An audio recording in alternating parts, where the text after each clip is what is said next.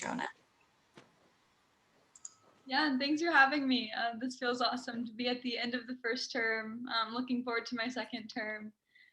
Am I able to share my screen? Yeah, 1 second. You are now. Sweet, I see that. I'm the co-host now. Thank you, Michelle. Okay, let's see here. Let me just get this pulled up first.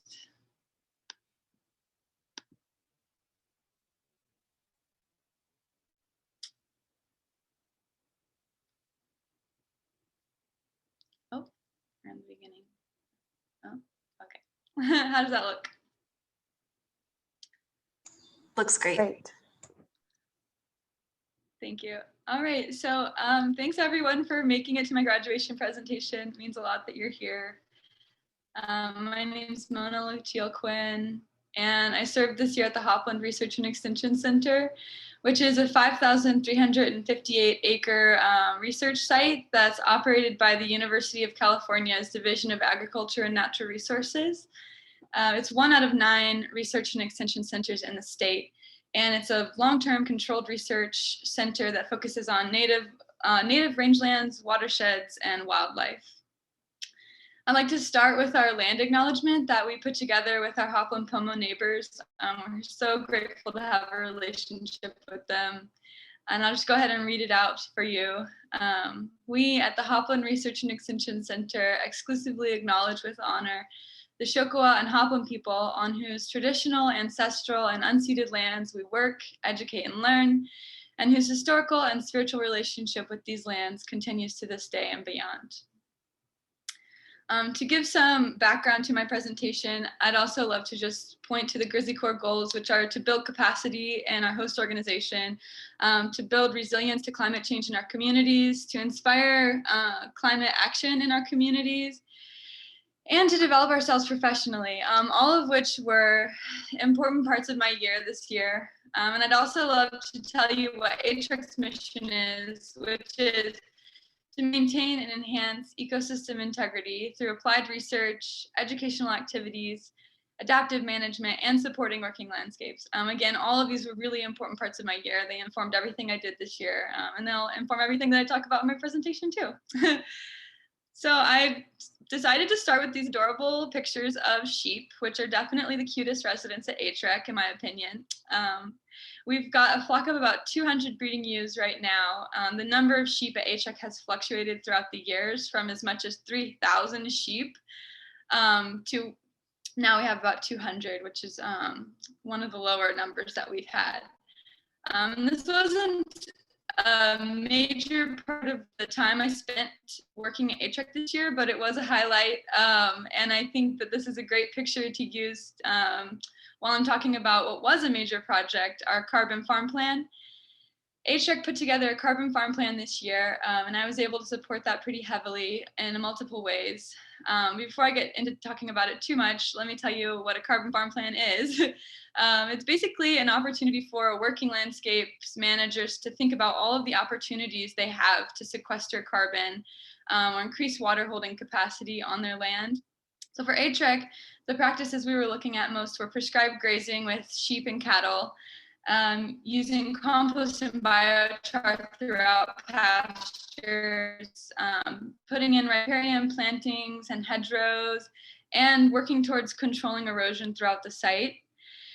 And so to support the carbon farm plan, my main role was creating a mapping system and mapping where all the practices would go. This site, like I said, is over 5,000 acres large. And so it was a really big undertaking to map all of the different opportunities and make sure we were documenting everything we could do, first and foremost, to sequester carbon on the site. And then after we've done that, we needed to quantify how many acres we had identified for each different practice to quantify, what our maximum amount of carbon sequestration that we could foresee increasing through these practices. And I also supported by gathering site-specific information from advisors, HREC scientists, long-term volunteers, through outreach to make sure we had completely informed this plan with as much background information as we could to make it as useful as we could. And looking forward to the future of my next year at HREC, I'll continue working on the carbon farm plan by trying to put together an implementation plan and begin implementing some of these practices. I'm really looking forward to that. And I'll talk more about some of those practices and what the implementation plan will look like in a little bit. And here is a picture of some GrizzlyCorps members at HREC working on our forest inventory. This was a really big project this year as well, and was related to the carbon farm plan. Bryce Hutchins, who is another GrizzlyCorps member who's working at the Mendocino County Resource Conservation District, helped put together this study design, and he and I worked together to create an inventory training for GrizzlyCorps members and Civic Spark members, which is another AmeriCorps program, to come out and do complete an inventory of the forests across HREC to figure out how much carbon do we currently have standing, what's the composition of our forests currently, how is oak regeneration going on HREC. Spoiler alert, the oak regeneration is suffering a bit for multiple reasons. Invasive grasses, drought stress, and things like that, all things that we want to try to improve through our carbon farm plan. But this was a really big learning opportunity for me. I had never done a forest inventory before, so I was really grateful to be able to work with Bryce and the HREC team on doing this and getting out, measuring the diameter of trees, the height of the trees, the understory, all those things like that that tell us, the situation that's going on in HREC's forests. And as I mentioned, HREC has sheep, but they also want to bring cattle onto the land. And so this is another important part of my work at HREC, was to support all of the things that need to get done before they can bring cattle onto the land. A big reason why they want to bring cattle onto the land is to create relevant research for our community, because a lot of people have cattle in the coast ranges, and so they want to do research on the ways cattle affect the land and the most sustainable ways to keep cattle. So in order to bring cattle to the land, we'll need to improve our fencing, our water infrastructure, and those are things that I was able to support through mapping, helping map where fences are needed, where water improvements are needed.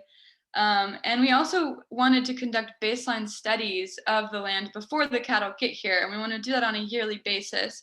And so I helped create study designs by, again, reaching out to advisors and scientists, long-term volunteers that have worked at HREC a lot and know the land really well, and was able to put together several different study designs and start the first year of taking data to get a baseline understanding of what the land is like before cattle come to these pastures. So this map is a representation of where the cattle will be on HREC. This is a map of HREC's property, and you can see the green pastures on the lower side are where the pastures will, where the cattle will first come. And then as we expand the cattle program, they'll move into the upper pastures, into those blue highlighted pastures. So this year I worked in the green pastures to do species composition surveys, water infiltration, soil compaction, and residual dry matter surveys. So I can talk a little bit about each of those. The species composition survey was basically looking at what types of grasses, plants, forbs, flowers are in our pastures now. And although that fluctuates naturally year to year, we want to look at it every year and see if we can notice any changes that the cattle would be imposing on the species composition.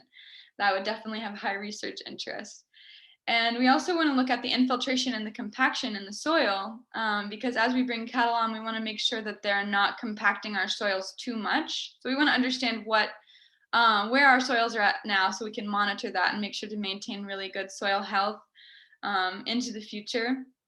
And then residual dry matter is a measurement of how much biomass is left at the end of a growing season. So after all the grass has grown and then dried down, what is what's left in that grass? So we would clip 1 foot by 1 foot plots and then weigh them several times over and try to get an idea of what the growth was that year. And so that's another thing we need to do every year, because it will fluctuate every year.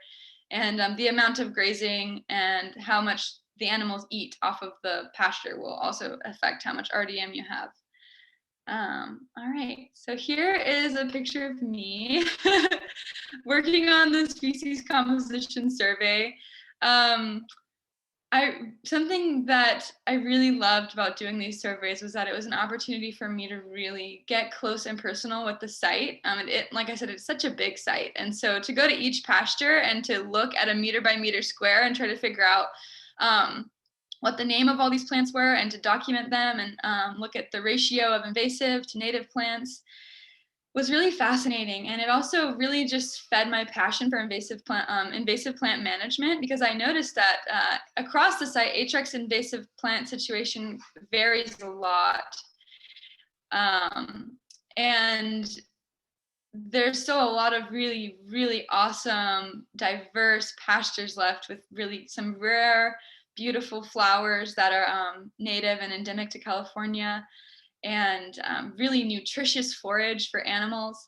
And then there are certain areas that are really being invaded by these plants that can be very problematic for multiple reasons. And here, let's go to the next slide and look at a couple of those. So here on the upper left-hand corner, we've got barbed goat grass, which has become a personal nemesis of mine. So for me, it gets stuck in my socks, and that's annoying. But for the cattle and the sheep that are grazing, not only is it not very delicious, it's not very nutritious, but it also works its way into their hair and down into their skin, and it can be a very uncomfortable plant for them. And like I said, it lowers the forage value. So that lowers the amount of animals we're able to have on the site to help us with fire fuel reduction, and also, to provide food and fiber from raising those animals. So it can be a big problem for rangeland managers, and it's an important thing for us to figure out how to manage these invasive plants at HREC, not only for the sake of HREC, but also for to support the community in being able to also manage their lands for long-term biodiversity. And also it feeds into sequestering carbon, because these a lot of these invasive plants are annual plants, and they don't have as deep roots. They don't have as complex of root systems, so they don't have as much underground carbon stored in their roots. And they outcompete the baby oak trees. So when an oak seedling is trying to grow up, these invasive grasses don't let light down to their level, and they take up a lot of the water. So it's important for us in trying to make sure we are able to have these enormous, beautiful oak trees into the future, that we manage these invasive grasses. And then here on the bottom right, that is Medusa head grass, in case you were curious. And in the center is brome. So these are a few of the invasive grasses at HREC that we will be managing in the future as part of our carbon farm plan implementation plan. And one way that we're going to manage these is through prescribed burning, but I would love to talk about that in a second. First, I want to show you this picture of a pasture that is taken over by vetch, which is a very beautiful invasive plant. Again, it's not the most nutritious forage. It stays green and beautiful late into the season, and this was just such a beautiful day. But yeah, this pasture is definitely taken over by vetch. There's not much diverse forage there. And again, here's the reason why we would want to manage invasives. We've got these beautiful native iris flowers, absolutely magical when you see a little patch, a little field of those. And here's a nice old valley oak that is on the site as well. So one way that we will be managing the invasive plants and also fire fuel and fire risk at HREC is through putting together a burn plan. So we've started putting together that burn plan, and we'll need to refine it a bit. Right now we've identified pastures where we want to get started right away doing prescribed burns. So those would be the pastures highlighted yellow here in this map. So those will be the pastures we might be looking at next year to be conducting some prescribed burns. And as far as professional development on this front, I was able to learn a lot about prescribed burns and their applications and their history in the state. As far back as how Native people used fire was a fascinating thing to learn about this year, and also how California's ecosystems are adapted to fire across the state and at HREC. I was able to attend a prescribed burn planning workshop, which was very in-depth and was really valuable for the work I'm going to be doing at HREC, helping to plan the prescribed burns, and all the different steps it takes to get a prescribed burn safely done. Yeah, there's a number of things that go into that. You need to be planning on for wind, topography, your manpower, and everything like that. So it'll be really interesting next year to work more on prescribed burns at HREC. All right, so switching gears, I want to talk about all of the work I did with the educational programs at HREC, which was really a highlight to work with the kids and see people at the site. So here's a couple of pictures from our summer camp that we did, a Sustainable You summer camp, which was for kids ages 9 to 12. And so we had about 14 kids 2 weeks in a row that came to the site, and we went through a number of different sustainability related lesson plans with them. But first and foremost, for me, this is really important for building community resilience and for climate action into the future, to give these kids a chance to really fall in love with the environment they're in, and connect to it. First and foremost, that is just one of the most important things to me, is to provide space for kids to do that. And so this center photo, I couldn't leave that out. Like, this is so cool. If you shine a black light on a scorpion, it will light up and glow. I didn't know that. So I was just as excited as the kids when we did that out in the field. But those are the kind of moments that I love to foster, and that HREC also is a great space and works hard to foster those moments for kids. And throughout the Sustainable Youth Summer Camp, we were able to also give kids a sense of empowerment. So kids definitely hold anxiety and nervous energy around climate change. They pick up on what's happening even as early as age 9. And so I feel like having a space to go deep into those issues and talk about, the fossil fuel industry and why, how we've gotten to this place, and then also what we can do. We went through an entire day talking about solar energy. We were able to cook with a solar oven. We made solar cars. We got to tour a Tesla. Just really fun things to kind of give them a sense of hope, empowerment. We did an entire day about food systems and talking about local food, and what you can do, and to look at the back of your packages and notice where things are coming from that you're consuming. So yeah, it was really good for the kids, and it was just really fun to hold that space for them. And here's another photo of our community education director, Hannah Bird, carrying out a lesson plan about fire and fuel dynamics. So that's another thing. Kids really hold a lot of anxiety about fire, and of course they do. And so I was able to attend a climate change stewards class where we learned about how to communicate about climate change in a trauma-informed way, and to make it feel really safe to learn about fire and climate change. And then we've carried out a bunch of fire lesson plans with kids aged 9 to 12 usually, teaching them about how fire moves through landscape. So in this picture, they're going to be putting some matchsticks in those holes in that little wooden board, and and cotton balls, and watch how fire moves through different types of landscapes. Landscapes with a lot of understory plants, or landscapes with sparse trees. Why you might want to have defensible space around your house.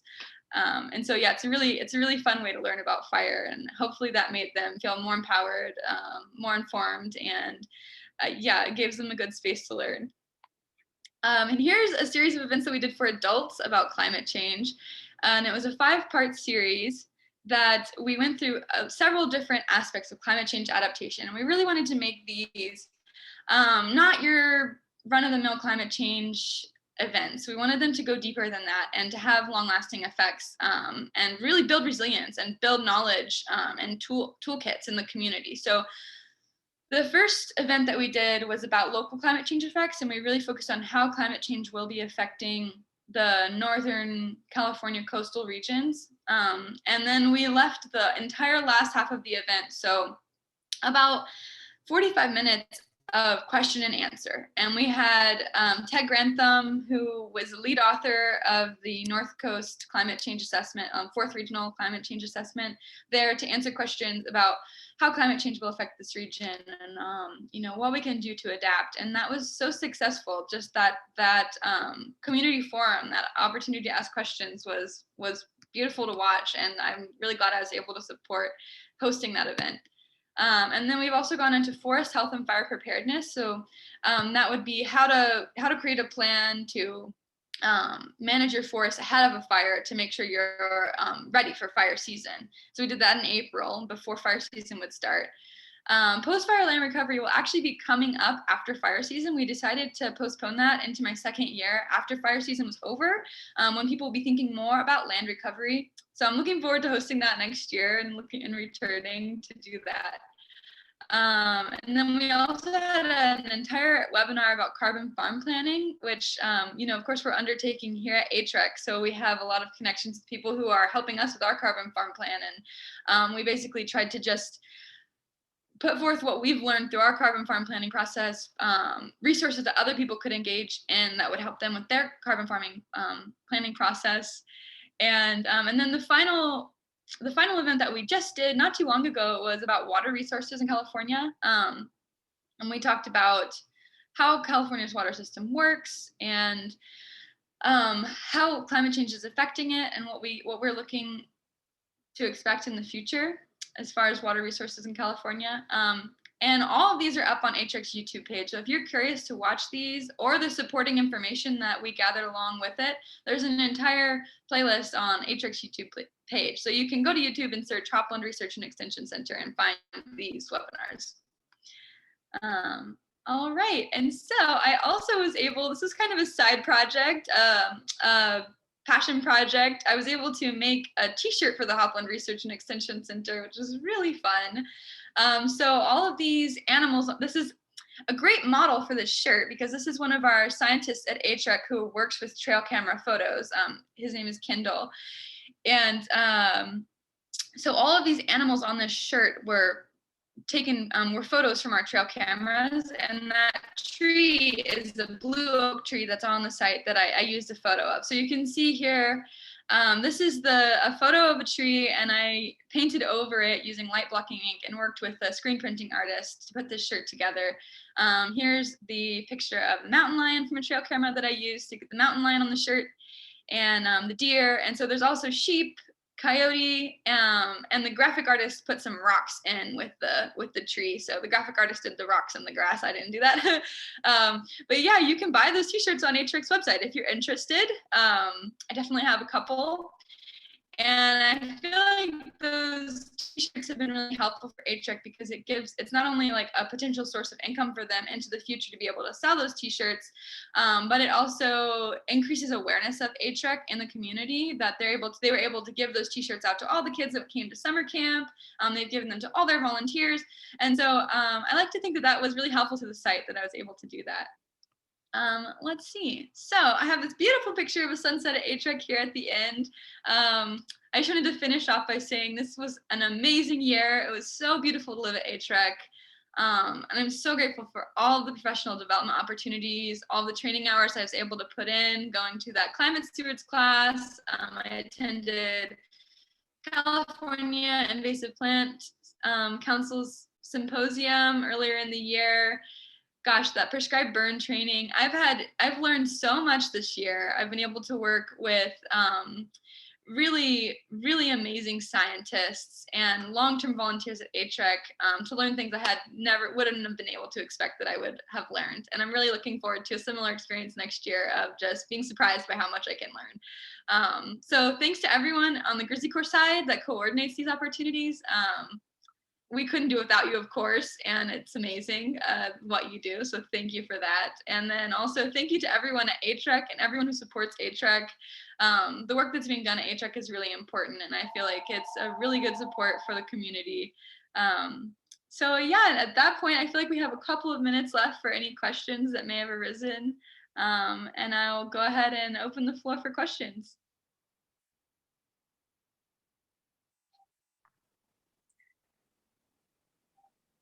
Thanks so much, Madrona. And yeah, if anyone has questions, feel free to drop them in the chat. You can also raise your hand or use the Q&A box and ask Madrona directly.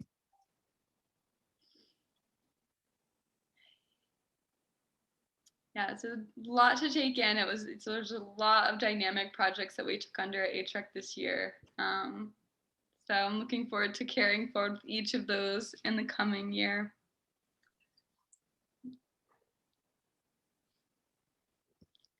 Well, that's about it. Yeah, if any questions come up, feel free to email them to me. You guys know where to find me. Awesome.